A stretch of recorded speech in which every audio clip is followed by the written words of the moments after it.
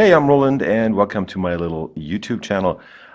We went to China last week with Huawei, and we had a chance to actually get a Moto M. So I guess this is kind of the first unboxing or kind of hands-on video that is not a Chinese dub here on YouTube. And yeah, this is it. This is the Chinese version. It's coming out in the United Emirates. In a few weeks, it will be the same device, just a different ROM. This still has a Chinese ROM on it. I hope to get the international ROM or the more stock version of Android on here. This has been pretty much modified and using Lenovo's Vibe UI. But let's get into the box. As you can see, you have this color gold in this case. The white silver version wasn't available yet when we went over there. And yeah, if you look around the box, it's pretty much the same as you always expect from Motorola. They have a bunch of specs back here: 5.5-inch bling bling gold edition, 8 core 2.2 gigahertz Helio P15 in here, and 4 gigs of RAM actually on this device. Down here you get Bluetooth, Dolby Atmos sound. It's running Android 6.0, and it supports LTE up to 300 megabits a second. But I'll tell you more about the specs in a sec. Let's just dive into the box for now. So you get the device in this typical Lenovo or Motorola packaging in this case. Got a bunch more information on here. 16 megapixel camera on the back and an 8 megapixel shooter on the front. Let's put the phone to the side for a second.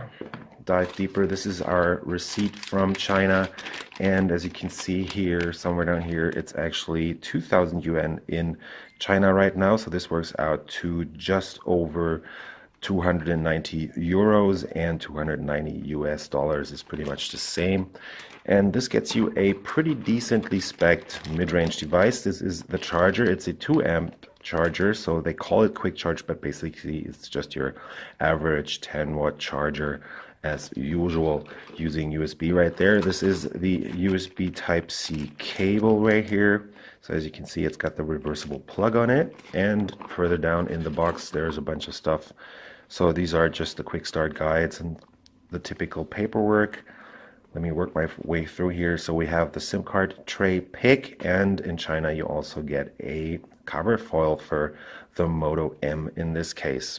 Yeah, that's pretty much it in the box.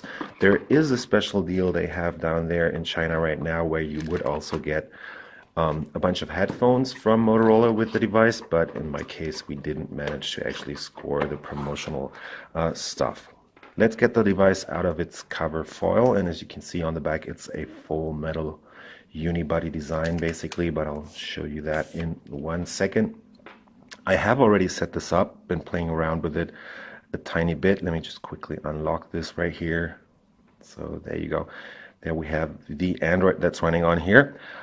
As you can see from the sides here, if you look closely, you'll notice this has this 2.5D cover glass on here, as is nowadays pretty much common on most devices. It has a 5.5-inch IPS panel in here that's running at 1080p, so that's 1920 by 1080 pixels in this case. There are no capacitive buttons on the front, which is typical or not very common in Chinese phones. They're using the on-screen buttons right here. Down here we have the pretty prominent Moto logo on this device, although it is made by Lenovo in China. Up top you get the front-facing speaker, and right next to that is the brightness sensor and distance sensor, plus your 8 megapixel front-facing camera. If we go around the sides, you can see the antenna lines here, and as you can tell, the device is actually a full metal body that is being used here. So they're using these antenna lines. There's no cutouts actually behind this, so this is very well made. The quality is actually pretty much impressive on this device. It has these chamfered edges and this diamond cut that goes around the device right here. You have the volume buttons on the side here and the power button. They are made out of metal, I think, and they're not the best fitting, but they have a good click point to them. And yeah, it's pretty easy to reach them. They also have this texture on the power button right here, so there's a nice feeling to it, and you can actually tell it apart from the other buttons. Going further down, you get a single speaker on the right, I believe, and on the left is just a mock grill where the microphone is housed, and in the middle you will also have your USB Type-C port, which is a USB 2.0 port, so there's not the high speeds that you would be able to achieve with a 3.0 port. In the middle is those two screws that actually make you able to take the device apart. Going over to the left, there's pretty much nothing there except for this dual SIM card slot where you will be able to actually put in a not only two SIM cards, but you can also, if you want to, put in a memory card to extend the storage. Let me just quickly open this and get this out so you can see it. It's on the left. We have the slot that doubles also as the micro SD slot. I'll just put in a T-Mobile SIM for Germany right now. And there's one thing you have to remember about this device, or at least the Chinese version, is the fact that this only supports Chinese bands, which means you get most bands actually that you would also expect to be using in Europe, for example. But in this case, they are limited to band 1, 3, 7, a bunch of other Chinese bands. And yeah, band 20, which is the one that we use mostly in Germany, is not supported on this device. So you have to remember that if you want to buy this, and you might end up skipping from 3G to 4G from time to time, depending on your network operator or what bands the company uses. In my case, it's T-Mobile on this device right now. So let me just quickly unlock this. There we have it. Once it's unlocked, you will be able to see up here it has 4G, but that's only on this one network operator, mostly slipping back to 3G because the coverage is not very good on the other bands that are not band 20 actually in Germany. Yeah, going back over to this to the rear here, we have the 16 megapixel camera on the back that uses 1 micron pixels, so they're pretty tiny pixels. You will notice that when taking pictures outside, so the lighting is not very good in low light situations, and you will end up with quite a bit of grain there. We have the dual LED flashback here. So it has those two different colors that will be adjusted to make your skin look better, for example. Then we have the fingerprint reader, which is actually very quick. So let me just show you. I'm just going to lock the device and unlock it.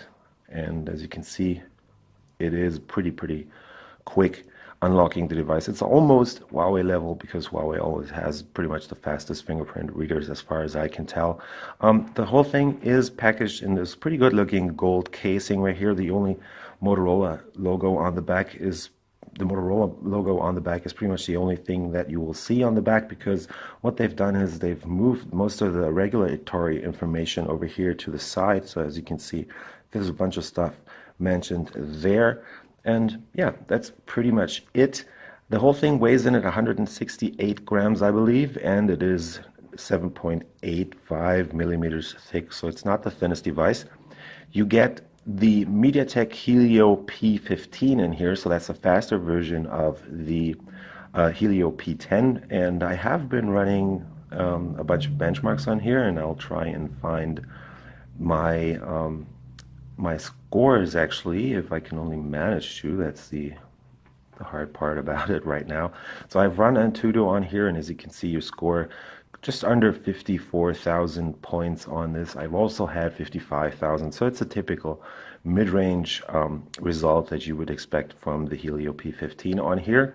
There's 4 gigs of RAM, and you also have 32 gigs of internal flash storage. So let me just quickly show you how much space is still left. So you end up with around 24 gigabytes of usable storage on this device once you are all set up. Again, it supports AC Wi-Fi. It also has dual band support, so 2.4 and 5 gigahertz bands are supported. LTE up to 300 megabits, depending on what bands are supported in your country. That's the most important part about this device. And yeah, the Moto M is running Android 6.0 in this case. It has this modified UI on here, the Chinese UI, and the Chinese UI means there's a bunch of problems with translation. Actually, you also end up with a bunch of apps pre-installed. For example, Microsoft is putting their apps pretty much front and center on this device, so we have Excel, PowerPoint, Word, Outlook, and OneNote on here. Cortana is not present in this case, also no Skype or anything, which is probably the reason for that is probably regulations in China in this case. The UI is also special in the sense that as this is a Chinese device, there is no Google software on here. I've only installed photos so far, but other than that, there is pretty much no Google services on here. I was also not able to install any Google services, which, well, kind of sucks, but I hope I get a ROM from the United Emirates, and I hope that, yeah, then I will be able to actually have all the Google stuff supported on here. We have the App Center, which is basically a Chinese app store that Lenovo is pre-installing here. You'll find most of the apps that you would need in here, except for, yeah, all those Google apps, because the Play services are always crashing. Let me just quickly show you that. So this is what I ended up with when trying to install the Google services or Play Store on this device. So far, pretty much no luck. Yeah, but, well, what am I supposed to do? There is all this typical Android stuff in here, so you get the cleaner stuff, the cleaner button down here. You also have this pretty much not very highly modified UI on here, so you get the quick settings up here. It's all in a pretty low DPI setting actually, so you'll end up with pretty much pretty big icons and stuff. You can't actually change that on here, which is, well, not the best thing to actually happen to me because I like it when stuff is a bit smaller. There's a bunch of tools pre-installed. You also get these great apps, what they're calling it in a translation. So that's a bunch of Chinese services, for example, Weibo, the mapping service right there, and Alipay, which is also supported before the lock screen on here, so you can pay wirelessly, at least when you are in China. Other than that, the UI has a bunch of different icons on here. You also get this theme center app, which allows you to actually change a bunch of, change around on the icons or switch out the look of the device or the interface at least. It's all Chinese, so I can't pretty much do anything with it. You're not able to switch around on the buttons down here, so it's a pretty limited UI in this case, at least when you're using it in the Western countries. You also get a Lenovo browser on here, so there's pretty much no Google stuff on this device. But let's just quickly try and check out the camera for a second. So I have this Chupa Chups down here, so it's just my lollipop right there. What's interesting is you always have to agree to a bunch of stuff, so they pretty much granularly allow you to switch around on the UI, and you'll be able to set it up pretty nicely to your liking, dealing with all these presets to give rights to the apps so they don't do anything without your liking. And the camera is actually, well, in bright situations like this right now, it should be pretty much okay. As soon as you start going a bit further down in the lighting, actually, you will end up with the device having a bunch of problems there. So if you look at the pictures, yes, this is a 16 megapixel camera. I've set it to the highest resolution right now, but quality could be a bit better. Also, the colors are a bit off because, as you can see, like, it has a blue tint to it, so they might be able to fix that through software. The device only has been out in China for like 2 weeks, I think. And yeah, there's a bunch of stuff they definitely need to fix on here. Looking at the camera app, you can also switch to the front camera, which I believe is up here, and then you will see that it has pretty prominently placed down here those beautification stuff, the typical beautification stuff that you always end up on the Chinese devices. The front-facing camera is actually pretty decent because it has this 8 megapixel sensor. Let me just quickly snap a shot right here, and we'll take a closer look at my ugly face, and yeah, you'll see.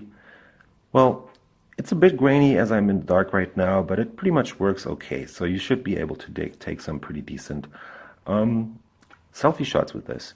So yeah, that's just been a very quick look at the Moto M, which is actually now out in China. As I said, it's launching in the United Arab Emirates pretty soon, and we'll see how that goes.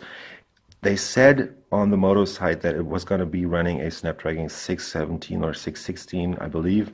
But that's definitely not the case. This will also run the Helio P15 on the international version that hopefully soon will be out. Before I forget about it, up top we have the 3.5 millimeter headset jack and your noise cancellation mic. And yeah, other than that, it's pretty much a no-frills phone that is definitely of a very high build quality. I mean, it's super stable. You won't be able to bend this in any way. And there's also no flex on the back, so it feels very sturdy actually. One thing that I'm missing on here is a notification LED. So this device actually does not have a notification LED. At least I haven't found any settings, and all the messages or notifications that I've received have not triggered any notification LED so far. So yeah, that's the one thing that is definitely missing on this device, which is the Moto M. So if you like those kinds of videos that I'm doing, trying to find a bunch of special devices from China or other countries, follow me on Twitter. It's my name basically, Roland Quandt, which is RQUANDT on Twitter. Also follow me on YouTube, and I hope you like what I do, and we'll see you later.